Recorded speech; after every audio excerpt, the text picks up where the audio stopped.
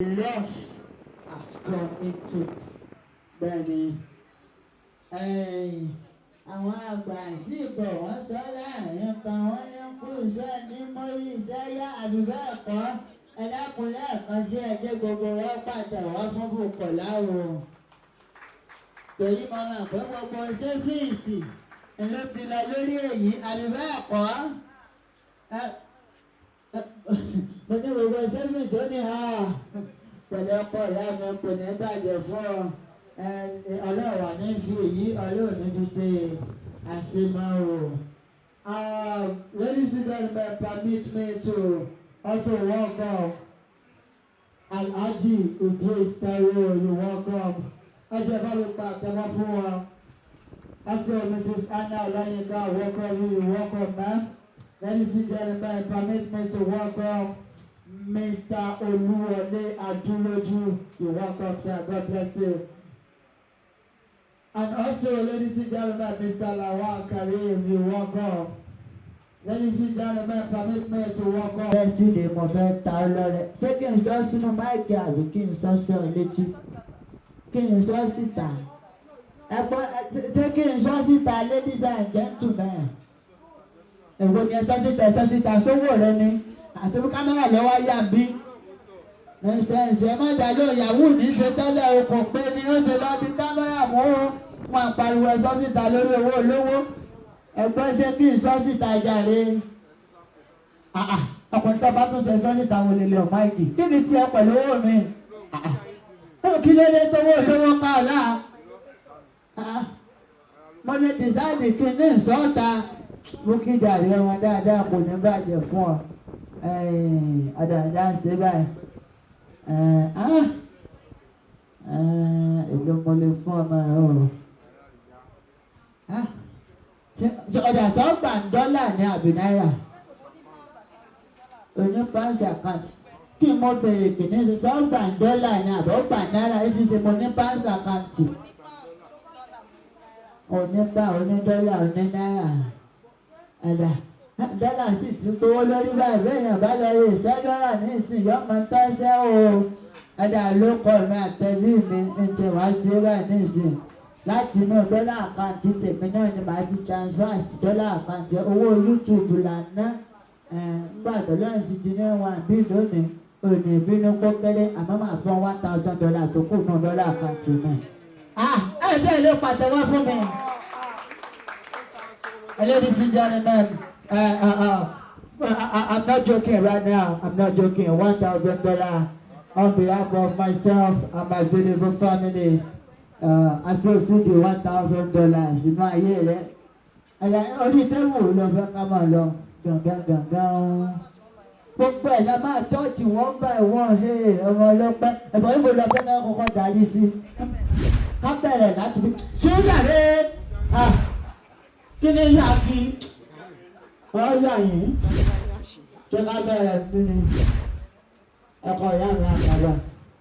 Ẹ̀pọ̀ ní ṣe ọ́. Tẹ̀lé àyàn gbajúmọ̀ kejì, mo kí ẹ̀yin náà o. Gbogbo rẹ̀ àsánì máa wọ ọmọ ẹ̀ràn kíyàwó jẹ́. Ó ti ná gbogbo sẹ́fíǹsì lórí iṣẹ́ yìí. Àbí wọ́n lẹ́gbẹ̀ẹ́ ọkọ̀ ní àjò dákun. Kéde tí ṣe fún un. Ló kọ ẹ ní kìí ṣe ló tèmi o, ló kọ tèmi mo ti ṣe tèmi fún o. Ṣèlú tí ọba ti wọ̀ ọmọ sọ jáde. Ọjà ọba kan ti wà báyìí ní ìsìn òun ó ṣe gbogbo tọmọ. Ladies and gentlemen, please celebrate this. Ẹ bá mi pàtẹ́wọ́ fẹ́kùnrin yìí. Ẹ jọ̀ọ́ ẹ pẹ́ dáadáa. Ọjà fún àkàbàlẹ̀ àkáǹtì.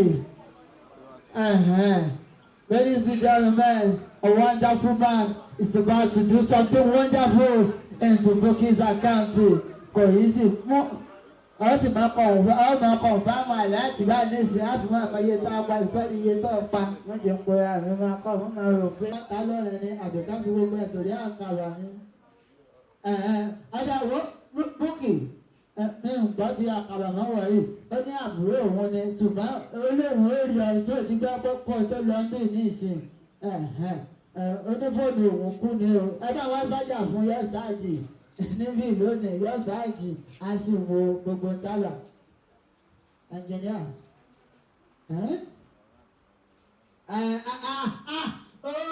ọkùnrin ṣé kí n sọ tó sọ fún ọ tó kì í ṣe sọ tó sọ fún ọ filẹ̀ jẹ́ fi ṣe ẹkún látọ̀ ìgbàlẹ̀ mọ́ bá ní ìsìn o tí ò ní pàkà nọ́mbà náà pépà gbàgàdà báyìí ní ìsìn níbo ló tó fẹ́ lọ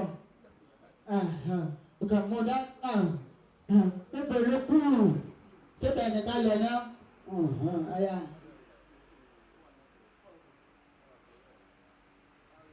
ìṣèké ọ̀ya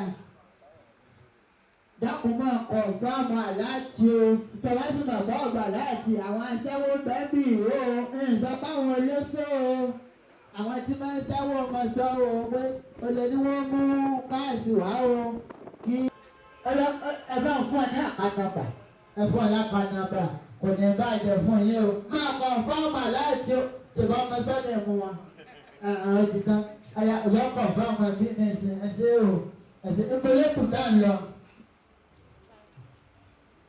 GboahTv bójú òkè kò sí ilé ìsọdọ̀ ọ̀gbẹ́lẹ́mọ ẹgbẹ́ ọ̀dọ́ yín náà bọ̀ ẹsẹ̀ ọ̀fẹ́sẹ̀ kẹsẹ̀ àmàgbà ti ṣe púpọ̀ náà ráyé rẹ̀ àmọ́ níbí lónìí ẹ̀kún ṣe àbúrò ẹ̀kọ́ ọlọ́run ó sì ṣe náà ráyé tìyẹn náà àṣetán ní ọ̀sẹ̀ náà wo dádì tí bá sọ tó ṣẹlẹ̀ fún ọ ní ìsìn òní bìbí fún pẹ̀lú kò dúdú tí wọ́n dé ó sì tún rí iná wọ́n lè sí áàpù wọ́n pèlè bẹ́ẹ̀ tẹ̀ GTV yàn sí ọlọ́fẹ́ kan parọ́ dádì ṣe mọ parọ́ bàbá mi lágbè fọ́tọ́ ẹlẹ́pàdé wọn fún dádì àti ìdọ́dọ̀ wọn wọ́n ti sí GTV láti ìdọ́dọ̀ wọn bọ̀dá olómi gírí ẹ̀wọ̀n ìtàlẹ́wò sí wòye ẹgbẹ́ yín kan ló ti sí áàpù yìí o tẹ́ bá tún yín náà tí bá dé bẹ́ẹ̀ wọ́n sì áàpù ti yín náà dádì God bless you sir Bukola ló dé ṣe fẹ́ sọ sí mi létí ni wọ́n ní ẹ̀mú ẹ̀dá pàtàkì fún dádì yìí àwọn náà gbà kánọ́bà ṣẹjẹ dáàtẹ̀ tí ìdọ́dọ̀ rẹ̀ ló ti sí àpò èèyàn pàtàkì ní ọláàrẹ òní pinyin kí wọ́n kùnrin báláyé bá ń jáyé bẹ́yàn jẹ́ èèyàn láti lọ́wọ́ ìdùnnàlẹ́ òní owó tí o ìrànlọ́wọ́ ìsìnà wọ́wọ́ náà àìmọ̀ pọ̀ wálé àkàdé ọ̀rọ̀ ìṣọ̀kan nígbà sí mi létí ó yà ti ṣe ríbiríbi ó láàárẹ̀ olóńtúrà láti gbọ́dọ̀ bá jẹ pé àdẹ̀gbọ́ ọmọ tó fẹ́ wà ká máa bọ̀ ní ìṣòwò náà sí àpò lẹ́mọ̀ gbọ́rùn-ún ètò ìṣe láàárọ̀ ọ̀wẹ́ náà.